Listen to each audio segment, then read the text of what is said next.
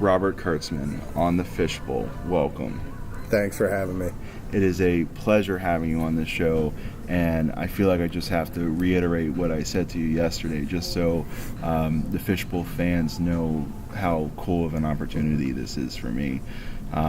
We met 10 years ago, pretty much to the dot, at Fangoria Weekend of Horrors. And where was that, by the way? Chicago. It was in Chicago. Okay, I remember that. I was with Scott Lucina. And we had Mark Kidwell, and we had the Fangoria comics going at that time, right? I think, right. And the big thing was the Rage. Right. And then we had the Rage comics coming. Yeah, that's why we're there. Yeah. Okay. And I got, I believe, a Rage poster that you guys autographed for me. Was that the Bird poster? It was the comic book one. It was the one that Kidwell. It was the collage of like Andrew Divoff's character. The old style one. It was like a total comic book poster. Yeah. So awesome. And I went to that convention. It was actually my first convention ever, and a high school graduation present from my mom. And it was such a cool opportunity for me to meet all these people that are like heroes of the various films that I watched growing up, and awesome and that my dad got me into, and thank God you didn't shoo me away for talking your ear off the whole weekend about movies, and instead I think you saw something in me through having this immense knowledge of movies for an 18-year-old, that you gave me your business card and you said, if you ever write anything, send it to me. You never know, it might get made. And like I told you yesterday, that comment. You still had the card. I still had the card. 10 years later, he pulls it out of his wallet and he still has the card. I still have the card. It's pretty funny. Yeah. Pretty cool. It's cool. It's cool. It's been a driving force for me becoming a screenwriter, and also that I happen to have Ramiro's desk and writing screenplays on Ramiro's desk. And that's really cool. Yeah. But I guess to start off the interview, what are some of your favorite films, and what got you interested in film? Well, I was a kid growing up in the 70s, really the 70s. I mean, in the 60s I was, really young kid, but always attracted to fantasy and, movies like, Wizard of Oz or 1 Million Years BC, this, like anything, Jason the Argonauts, that kind of Sinbad movies, stuff like that, King Kong. So at an early age I was always attracted to that stuff, and then as I got older, there was these late night horror host shows on all the time, and we had Big Chuck and Little John and guys like Ghoulardi and the Ghoul and Fritz the Night Owl. There was just all these late night shows on, and I just stayed up every Friday night trying to watch that stuff. Or Saturday, we had super hosts during Saturday afternoons. They would always start off with like Three Stooges shows and then go into like the Saturday afternoon movie, which was always something cheesy, like it was either a Godzilla movie or something like Reptilicus or something like War of the Gargantuans, that kind of stuff. And I just gravitated right to it, and was like, and then eventually started following the guys who created the monsters, and through Famous Monsters of Filmland and then Fangoria, just kind of following those guys and realized that there was an industry for monster makers, and that initially that's how I got in. I always wanted to be a director, which eventually I got to do, but first off was kind of channeling artistic talents or frustration or whatever into doing something like making monsters, and that's how I got into it. So. And you've created some of the most memorable movie monsters to ever present itself to the screen. At least I like to think. With your directorial debut with Wishmaster. It was actually my second film. Second film. Okay, sorry. Yeah, it's all right. Wishmaster is that was one of my top favorite horror films of the 90s. I have the Jinn action figure from McFarlane. There's something about that film that was just awesome. It was like the way that movie opened in like what was it, like in ancient Egypt, or not Egypt, but Persia. Persia, Yeah, right? yeah. And just the scene I saw with like the guy who was turning into like the snake creature, it's like help me, Right. and just like the Andrew Divoff's delivery with being the djinn, and that voice he did, and seeing him in the makeup was just so awesome. And it's like, with my own writing, it's like I want to create, kind of bring back the idea of like the 80s, with how stuff was done, but just with, a little bit bigger of a budget and better effects, and the 80s have just been a huge influence on my own writing. It's like, I was telling Reggie Bannister, my senior thesis project was about, skinwalkers. And my antagonist was so much influenced by the tall man. It's like I even have like the same line, "Welcome home, boy," from like Phantasm 2 in this very intense, scene that's like a tribute to those movies. And it's like, I love, the 80s and the 90s monster movies. It's just... Yeah, it's before... I mean, it was mostly practical effects, Right. Right. But you watch some of that stuff now, of course, some of the opticals, you see the rotoscoping, like even in, say, Hellraiser, Right. when all the electrical stuff's shooting out of the box or whatever, Right. it's like, it's kind of cheesy by today's standards, but back then it was like, there was a film process, everything was a Right. film process, and Right. and now it's digital. But they can do more things now, but it is really nice. I mean, that era, for us coming up in the industry during that era, was really special. And will never happen again. I mean, that was the era of practical effects, Right. So, and practical makeup effects, but... And a great time. I mean, I think we're starting to lean back towards going the practical.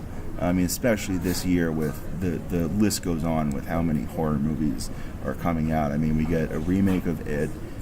We get The Dark Tower. They're working on Jeepers Creepers 3. Not going to go there. Yeah. But it's just I think Hollywood is realizing that CG all the time, just because we can do it doesn't mean we should. Well, look, I like a good blockbuster film once in a while, whatever, an Avengers or Right. Marvel movies are great, and they do it better than anybody. But it's at some point, all the Transformers wham bam stuff that just goes on is like, it's almost too much, and I don't really care. It's like it's just giant cartoons fighting each other, and I'm like, I don't, whatever. Yeah. So yeah, some of the smaller movies, when you come back and they're more character driven and they have practical effects in them, they're more, I don't know. Some of the low budget movies, most of the more groundbreaking stuff that's being done right now is independent films, independent cinema, independent horror films, independent thrillers, whatever. And the studio system feels like, we have to, we have to make it 2.5 hours long and give them $110 million worth of effects, because Right. it's a $200 million movie, so we have to do that. Right. Which I understand, but at the same time, I've checked out. I don't go see them. Right. I'm like, oh, another Avengers movie, I don't really care. Right, And exactly. it's not that I don't like Marvel. I think they do it better than anybody, but I just don't, I'm not that into it. I just don't care about, especially when characters can't get hurt or can't, that it takes you out of the element of the illusion that they're not going to kill off Right. Iron Man or whatever, Right. or Batman or whatever. Right. So, what's interesting about movies like Evil Dead and stuff is like how much Bruce takes a beating, what Right. I mean? So it's Which- like he suffers for the art, Right. So, And that's, I guess, it's a good segue into Ash versus Evil Dead. Mm-hmm. I recently met Ray and Dana at the Steel City Con in December, and Ray's going to come on the show. I'm going to try and get Dana also. Wow. I really like season 1, but I haven't seen season 3 yet. that's what they're working on. Yeah. So Yeah. and I really enjoy the series. It's really fun. So and it's gory as all hell, which is fun, you know. And you know, there's CG stuff in it, whatever. Right. You know, everybody's like, oh, CG blood or whatever, and I'm like, come on, guys, do you really? The hard part is when they don't realize when you're shooting a show as fast as something like that. There's no way around it. There's safety issues and other things, but you know, the bloodletting and using some CG blood here and there, it's not a big deal. They do it on Walking Dead all the time. You don't hear anybody complain about it. Right. You know what I mean? Until they know it's CG. But half the time they don't know it's CG. Right. You know, but once they find out, they rag on it. And it's like, why? It's like, there's a reason they do it. Everybody shoots things on really tight schedules now. You don't have time for 50 sets of wardrobe. You don't have time to clean up the set and the blood on the walls and the everything, you know, after every take. And so they augment it now. So some of it's real and some of it's fake. We just did a movie called Don't Kill It. And there's some CG blood here and there in it, but a lot less than people think it is. But most of it was practical. And we did tons of practical explosions of blood. For some reason, they think it's CG.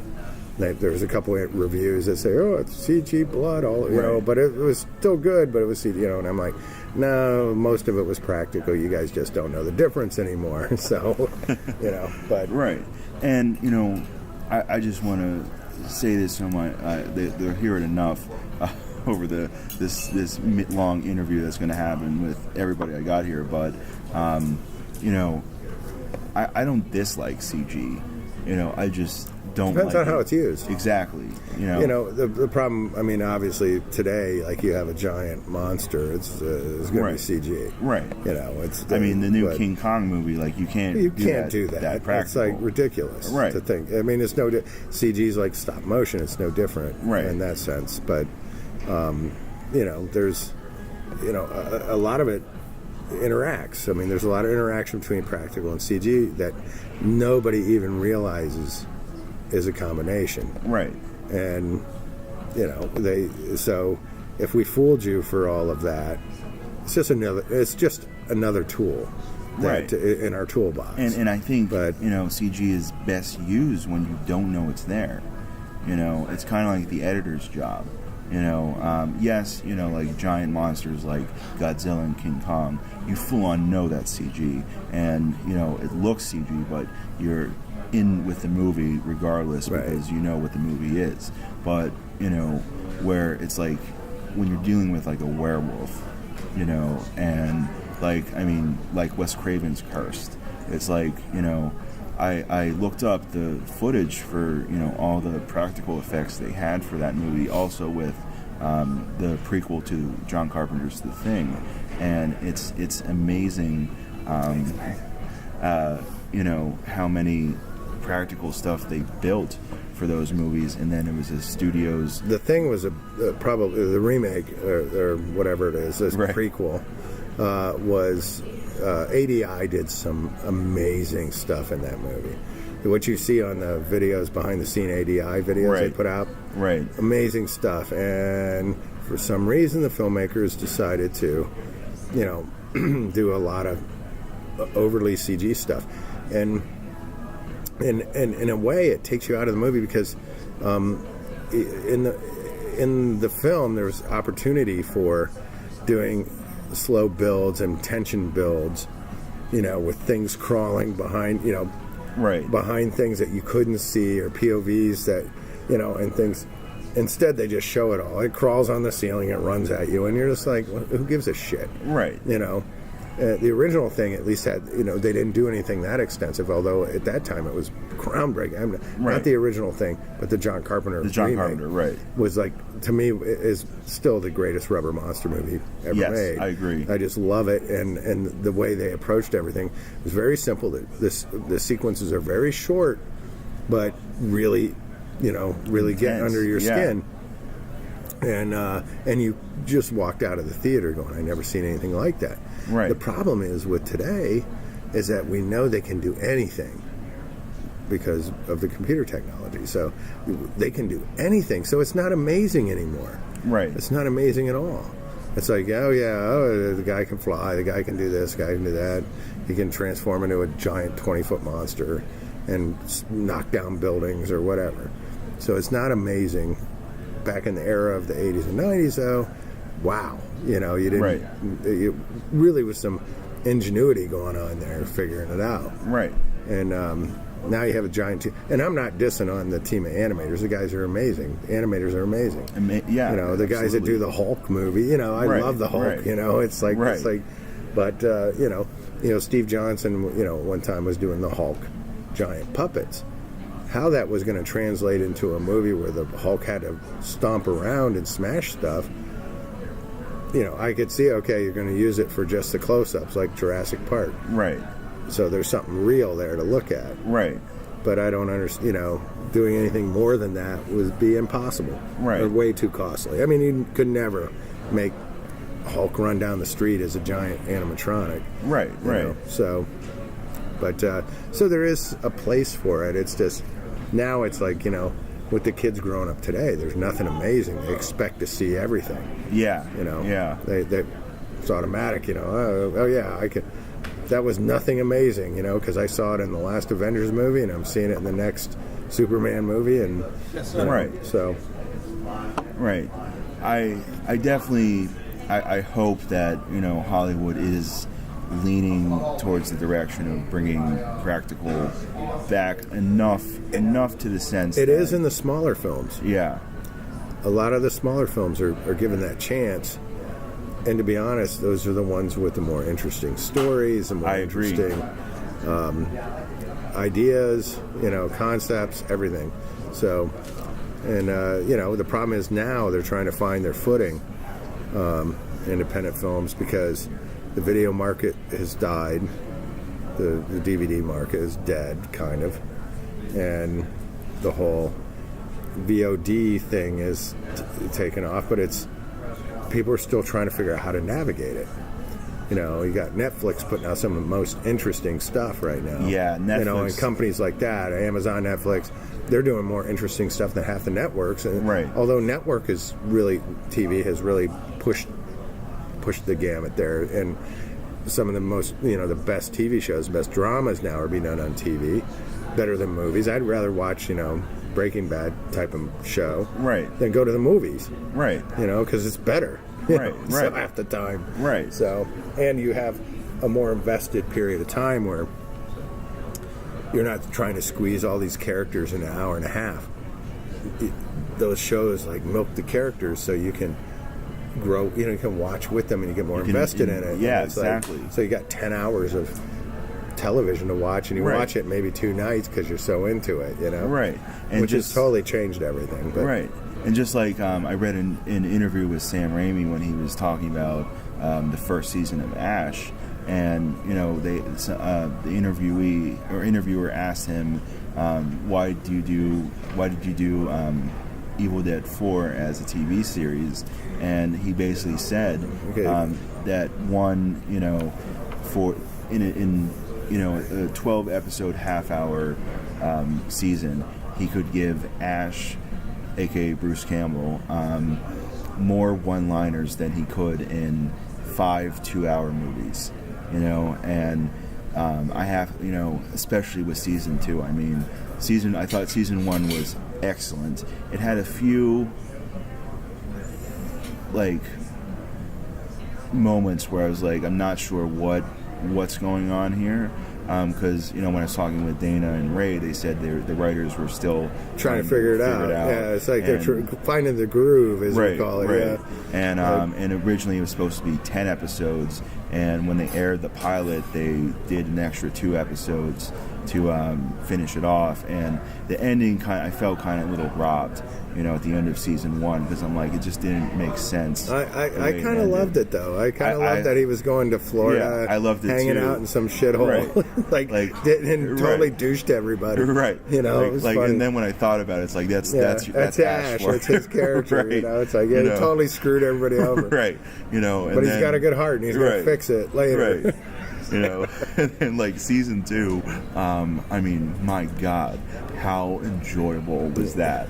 You know, it's like bringing back people from Evil Dead 2, and then doing a lot of the cabin stuff with Henrietta, and and Teddy playing that again in the suit. I mean, I saw Teddy not too long ago. I'm like, dude, did you play Henrietta again? He's like, yeah, and I'm like, oh my God, like I can't believe he did that again in that freaking suit. But whatever. But I thought it was cool. They redid the Pee-wee head and everything in the thing, you know. Right. So. And the one-liners, the comedy bits. Yeah. I mean, when not spoiler alert. When I haven't seen it, so. There's the scene, I think it's the second or third episode in season 2. Ash goes to like a morgue to get the book that Lucy Lawless's character hid in a corpse, and the corpse comes to life, and you know, like Bruce like gets sucked into like the ass of the corpse with its intestines, and it's like he's like, I'm in the ass, you know, and like just the ludicrous, you know, humor with practical effects and Bruce's delivery, you know, is just priceless. I mean, I was like laughing my ass off the whole time, but also like giggling at how awesome this is. It's a really good show, and I'm amazed that they aren't talking more about the effects work done in that show, because it's really good stuff. Right. You know, of course, I would have loved to been involved with it, but these guys in New Zealand do it, and they do a terrific job. It's like really good stuff. I love the different characters they come up with, and you know, it's like they should be given more kudos, because you don't see them like, you know, I don't know if they're like Fangoria Chainsaw Awards just come out. I don't think, or Saturn Awards, right? And I don't think they even mentioned them in it. I think it's totally like weird, because the stuff they're doing in that is more fun than half the stuff I see. Right. So I mean, like the effects I see throughout that show in season 1 and especially in season 2 is phenomenal. It's like this makes me think that, like, you know, just like Deadpool kind of like paved the way for R-rated comic book movies to return.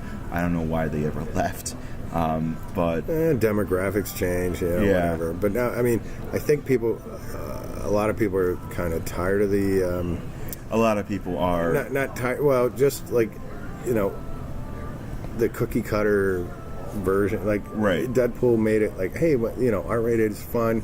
There is an adult audience out here, right? And then of course this weekend, Logan, which I saw. I can't wait to see it. So don't tell me anything. I know it's going to be badass. I'm going to say is holy fucking shit. There you go. Good. Holy fucking shit. I'm dying to see it. I'm going to go see it this week when I get back.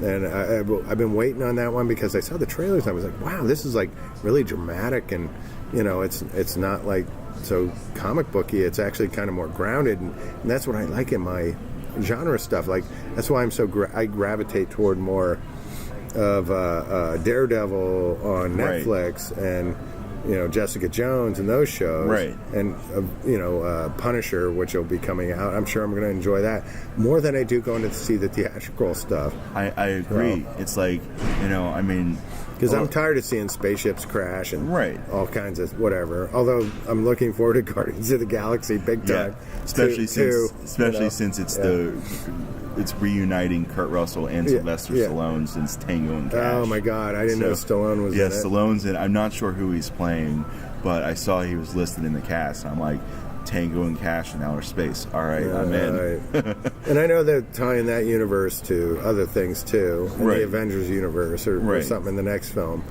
Right, Infinity Wars is kind of connected to.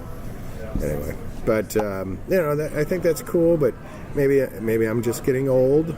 But I can't. You know, I'm more into more dramatic stuff. I mean, recently I started watching. I'm just throwing it out there, but I started watching shows like the OA, and which I fucking loved, and then you know, of course, Stranger Things I love. Amazing. And then there was a show on Sci-Fi Channel which is oddly different than Sci-Fi's most stuff, called Channel Zero or Candle Cove, I think it was called, and it was just this weird little series that was creepy and cool, and it sucked me in because I didn't know what was going on, and I wanted to find out what was going on with it. And those are more interesting to me than, going to see some of the big movies. But anyway. Right. I mean, like, there's a lot of movies coming out this year that, like, I mean, pretty much every week this month there's a movie coming out I have to see in theaters. Logan, I have crossed off the list. Next week it's Kong Skull Island. That's what I'm both those movies I'm dying for. Yeah. And just prior to this, the movie I wanted to see, although I did see Get Out and I loved it, and I did see a Split and really loved it, but just prior to this, I saw I did Split, that, and Logan has yet to come. Damn it, I just went blank on what I was going to say. But anyway, there's something I'm missing here that I'm really dying to see. Anyway, go ahead. Well, I can say for me, the big ones at the end of the month, that's Ghost in the Shell. I'm looking forward to that too. I'm not sure about it though. I'm not sure how I'm going to enjoy it. I mean, I watched the anime back in the day, so. Right, so that's one of my all-time favorite animes. I'm not sure what I think of it because I'm not sure. The trailer, they've been very. They haven't given much away. They kind of just give you sprinkles right now. So right. I'm not sure what. Well, I know that the newest trailer they released gives you a more. It looks like they're sticking pretty close to what the anime is like, because the first trailer that came out, it just was like snippets, and it's like you don't know what's going on here. But they released a new trailer like last week or the week before, and it like thoroughly explains, from a trailer at least, like what you're in store for. And at least from that trailer, it seemed like, all right, so we're sticking somewhat true to the anime. Actually, it seems like they're trying to stick as true to the anime as they can without changing too much around to translate it to live action American viewers. But it looks great. If it executes like it should, I'm already kind of referring. And that's coming out before summer? End of this month, actually, March 31st. It's weird. You know how the summer movie season now I know. keeps going earlier and earlier? It used to be May. Right. Now it's like March, April. Right. What the hell? Right. All right. March is like like I said, every week in March there's something coming out. That movie Life, with Ryan Reynolds and Jake Gyllenhaal. Oh, the space movie, the Aliens. Yeah, it kind of reminded me of like Species 2, just like in space. I'm curious. They don't show much, so I don't know where it's going to go. Yeah, but Ryan Reynolds is excellent in anything he does. Yeah, I'm hopeful that him being relentless as he is.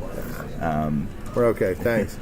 I'm hoping that as relentless as Ryan Reynolds is, that he'll convince Hugh Jackman to keep doing Wolverine. Or just crossover stuff. Right. Yeah, maybe.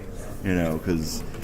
Without giving too much away with Logan, I will say Ryan Reynolds opens the movie, but it's really he's spectacular. My long-term goal is to get Ryan Reynolds on the show and to have a movie trivia contest with him, because I swear to God, I was like one of the only people that saw Deadpool and got every single reference he was throwing out in that movie.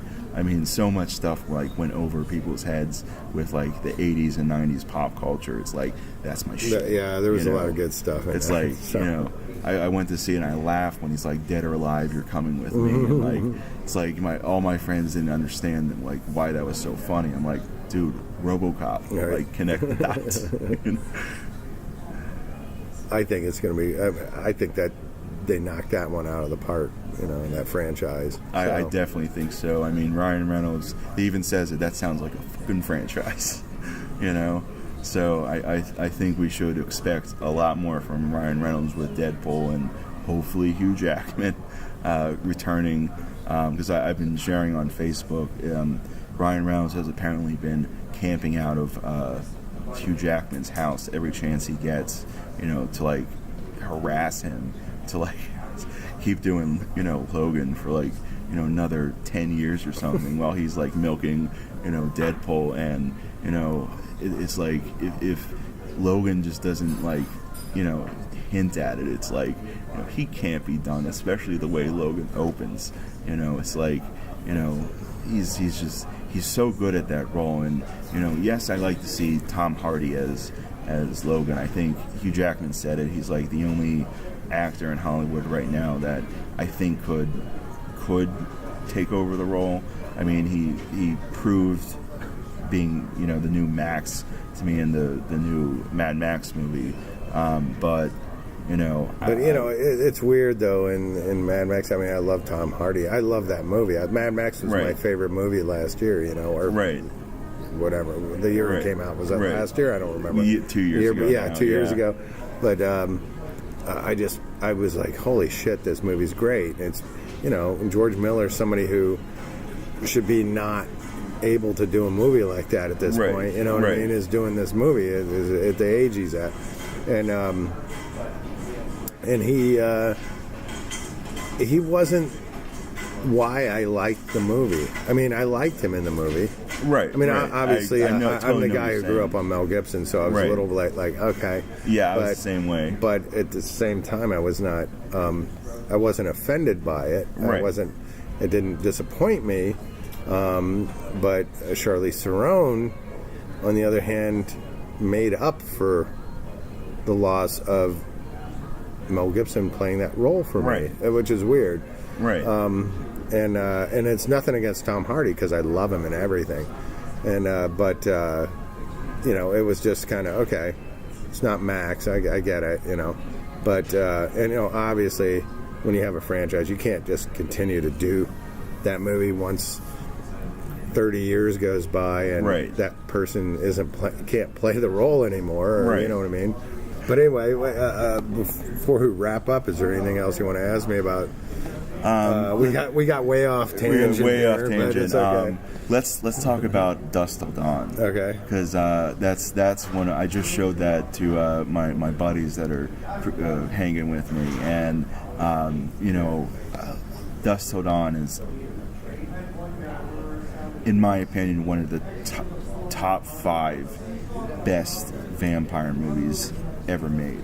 And I know you wrote the original story for it, and when I talked with you 10 years ago, you told me the whole story about how Tarantino was hot on the scene, and they assigned him to rewrite the screenplay, and that's what it became. But he didn't rewrite. Me and John Esposito hired him to write the screenplay based on the story, and went and wrote it, and then it took 10 years until we actually got it off the ground, and then he did a polish on it, which was basically he rewrote the movie to beef up his role as the brother, Richie. So it was a little different. He added some stuff in there to make it more interesting for him. So